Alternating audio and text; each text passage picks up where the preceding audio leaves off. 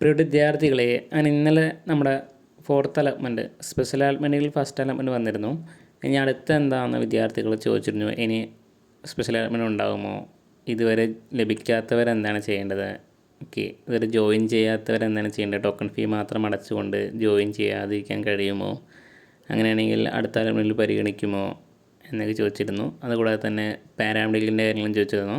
Token ഫീ അടച്ചിട്ട് അടുത്ത അലോട്ട്മെൻറ്റിൽ പങ്കെടുക്കാൻ കഴിയുമോ എന്നൊക്കെ.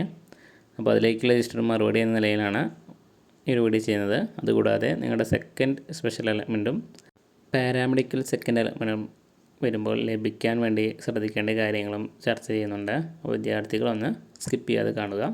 ചാനൽ ഉപകാരപ്രദമാണെങ്കിൽ ഒന്ന് സപ്പോർട്ട് ചെയ്യുക. ഓക്കെ, പലരും സബ്സ്ക്രൈബ് ചെയ്യാതാണ് കാണുന്നത്. നമ്മൾ വീണ്ടും പറയാത്തത് കണ്ടോയെന്നറിയില്ല. ഓക്കെ, വീഡിയോയ്ക്ക് കിടക്കാം. ഇപ്പോൾ പുതിയതായി ലഭിച്ച വിദ്യാർത്ഥികൾ ജോയിൻ ചെയ്യേണ്ടത് നിർബന്ധം തന്നെയാണ്.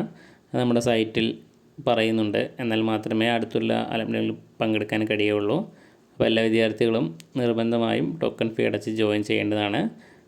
പിന്നെ വിദ്യാർത്ഥികൾക്ക് തേർഡ് അലോട്ട്മെൻറ്റ് ലഭിച്ചിൽ വേറെ അലോട്ട്മെൻറ്റിന് വേണ്ടി കാത്തിരുന്നവരാണെങ്കിൽ പിന്നെ ടോക്കൺ ഫീ അടയ്ക്കേണ്ട ആവശ്യം വരുന്നില്ല. ഫീ അടയ്ക്കേണ്ടത് 28-ാം തീയതി മുതൽ 29-ാം തീയതി വരെ, ഇന്നും നാളെയാണ് അവസരമുള്ളത്.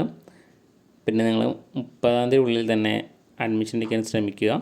പിന്നെ 30-ാം തീയതിയും എടുക്കാൻ ചില കോളേജുകൾ സമ്മതിക്കുന്നതായിരിക്കും. അപ്പോൾ കോളേജ് ജസ്റ്റ് ഒന്ന് വിളിച്ച് ചോദിക്കേണ്ടതാണ്. പിന്നെ അതുപോലെ തന്നെ പുതിയ കോളേജ് അംഗീകാരം ലഭിക്കുന്നതനുസരിച്ച് വന്നിട്ടുണ്ട്. അപ്പോൾ അടുത്ത് വരുന്ന സ്പെഷ്യൽ അലോട്ട്മെൻറ്റിൽ ആ കോളേജ് നിങ്ങൾക്ക് വയ്ക്കാവുന്നതാണ്. പാരാമെഡിക്കലിലും അങ്ങനെ തന്നെയാണ് വരുന്നത്. ഓക്കെ, മാറ്റങ്ങളില്ല. പിന്നെ പാരാമെഡിക്കലിൽ നിങ്ങൾക്ക് വേണമെങ്കിൽ ടോക്കൺ ഫീ അടച്ച് മാത്രം അടുത്ത അലോട്ട്മെൻറ്റിൽ പങ്കെടുക്കാൻ കഴിയും. പിന്നെ നിങ്ങൾ ഈ അലോട്ട് ലിസ്റ്റ് ജസ്റ്റ് ഒന്ന് ചെക്ക് ചെയ്യാം. പിന്നെ അതിൽ അഡ്മിഷൻ എടുക്കാതെ പോയതും ഒക്കെ ലിസ്റ്റ് ഒന്ന് നോക്കി വയ്ക്കുക. അപ്പോൾ അതൊക്കെ സീക്കൻഡ് വേക്കൻ്റായി കിടക്കുകയാണ്. അപ്പോൾ നിങ്ങൾക്ക് അവിടേക്കും കൂടി അപ്ലൈ ചെയ്യാനായിരിക്കും കോളേജൊക്കെ നോക്കിയിട്ട്. ഓക്കെ, ഞാൻ ഇപ്പോൾ നോക്കുന്നത് BSc നേഴ്സിംഗിൽ വരുന്ന ആലപ്പുഴയിലെ ഒരു ഗവൺമെൻറ് കോളേജാണ്. അപ്പോൾ അവിടെ ഏതൊക്കെ കാറ്റഗറി ലഭിച്ചു എന്ന് അറിയണമെങ്കിൽ നിങ്ങൾ ജസ്റ്റ് ഒന്ന് ആ ഫീസ് നോക്കിയാൽ മതി. ഓക്കെ, അപ്പോൾ 1000 രൂപ വരെയാണെങ്കിൽ റിസർവേഷൻ ലഭിച്ച ഇതായിരിക്കും. അപ്പോൾ അങ്ങനെ മനസ്സിലാക്കുക. നമ്മൾ മറ്റു വീഡിയോയിൽ പറയുന്നുണ്ട് ആരൊക്കെയാണ് 1000 രൂപ അടയ്ക്കേണ്ടതെന്ന്. അപ്പോൾ അതൊക്കെ ജസ്റ്റ് ഒന്ന് നോക്കി വെക്കുക. ഇനി അടുത്ത് നമ്മൾ പാരാമെഡിക്കലിൻ്റെയും ജസ്റ്റ് നോക്കി പോകുന്നുണ്ട്. ഇതുപോലെ നിങ്ങൾക്ക് പാരാമെഡിക്കലും നോക്കാവുന്നതാണ്. ഇവിടെ ഞാൻ കാർഡിയോളജിയുടെ ഒരു കോഴ്സ് ഉണ്ടല്ലോ, അതാണ് നോക്കുന്നത്. അതിൽ തന്നെ ഗവൺമെൻറ് മെഡിക്കൽ കോളേജായ തൃശ്ശൂരാണ് നോക്കുന്നത്. അവിടെ നോക്കുമ്പോൾ തന്നെ ഒരു കാര്യം നിങ്ങൾക്ക് മനസ്സിലാകും.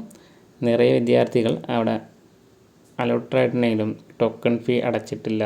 അതിനാൽ അവർ അടുത്ത അലോട്ട്മെൻറ്റിൽ അടുത്ത പാരാമെഡിക്കൽ അലോട്ട്മെൻറ്റിൽ പുറത്താവാൻ സാധ്യതയുണ്ട്. അപ്പോൾ നിങ്ങളെ എത്രയും പെട്ടെന്ന് ടോക്കൺ ഫീ അടച്ചാന്ന് കൺഫേം ചെയ്യേണ്ടതാണ്. ഓക്കെ, അതുപോലെ മറ്റ് കോളേജുകൾ നോക്കുക, എന്നിട്ട് അതുപോലെ ചെയ്യേണ്ടതാണ്. ഓക്കെ, നമ്മുടെ വീഡിയോ കുറച്ച് മുന്നോട്ട് പോയിട്ടുണ്ട്, അതിനാൽ വോയിസ് പിന്നിലാണ്. അപ്പോൾ ജസ്റ്റ് നോക്കി നോക്കൂ. ഓക്കെ, പിന്നെ അടുത്ത് പറയാനുള്ളത്, നിങ്ങൾക്ക് ഇതിന് സംശയങ്ങളുണ്ടെങ്കിൽ താഴെ ഒരു ഗ്രൂപ്പ് നൽകുന്നുണ്ട്. അവിടെ ജോയിൻ ചെയ്ത് നിങ്ങൾക്ക് ഗ്രൂപ്പിലോ അല്ലെങ്കിൽ പേഴ്സണൽ മെസ്സേജ് ചോദിക്കാവുന്നതാണ്. ഓക്കെ, പിന്നെ അതുപോലെ കമൻറ്റ് സെക്ഷനിലും രേഖപ്പെടുത്തുക. ഞാനൊരു കമ്മ്യൂണിറ്റി പോസ്റ്റും ചെയ്യുന്നതായിരിക്കും. അവിടെ നിങ്ങൾ സംശയങ്ങൾ രേഖപ്പെടുത്തുകയാണെങ്കിൽ നമുക്കൊരു വീഡിയോ ചെയ്യാം. ഓക്കെ, ഇനി എന്തെങ്കിലും സംശയങ്ങളുണ്ടെങ്കിൽ അങ്ങനെ ചെയ്യാം.